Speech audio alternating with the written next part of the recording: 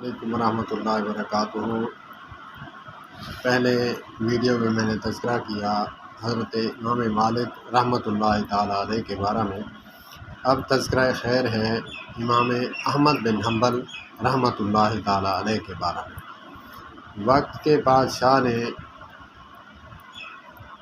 کہا کہ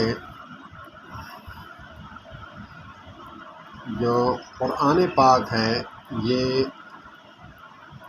اللہ کی مخلوق ہے۔ امام احمد بن حنبل رحمۃ اللہ تعالیٰ علیہ کا موقف تھا کہ اللہ کی مخلوق نہیں، یہ اللہ کا کلام ہے، یہ اللہ کی صفت ہے، اللہ کی مخلوق نہیں ہے۔ تو اس پر ڈٹ گئے۔ تو وقت کے بادشاہ نے جب یہ بات سنی تو ان کو جیل میں ڈال دیا گیا۔ جب جیل میں ڈالا گیا ان کو کوڑے مروائے گئے۔ اللہ پاک ان کو جنت الفردوس میں اعلیٰ سے اعلیٰ ترین مقام عطا فرمائے۔ تو ان کو جیل میں کوڑے مروائے گئے۔ جب جلاد کوڑے مار رہا تھا تو ایک نامی گرامی ڈاکو تھا جس کا نام تھا ابو الہیثم۔ تو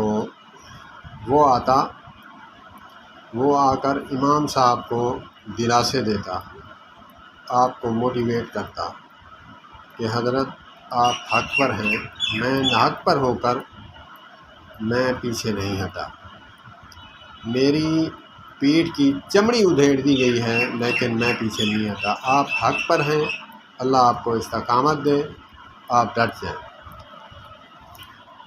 تو حضرت عبداللہ امام احمد بن حنبل رحمۃ اللہ تعالیٰ علیہ کے بیٹے فرماتے ہیں کہ جب میرے بابا جانی رات کو تہجد کے ٹائم دعا فرماتے تو اس دعا میں شریک اس ڈاکو کو بھی کرتے، اللہم ارحم ابو الہیثم۔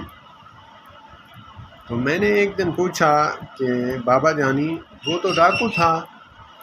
کہا کہ بیٹا تھا تو وہ ڈاکو، لیکن اس نے میری جو اس وقت مشکل حالات میں کمر بندھوائی اور مجھے موٹیویٹ کیا، اگر وہ نہ کرتا شاید میں پھسل جاتا، اسی لیے میں اس کو دعا میں شامل کرتا ہوں۔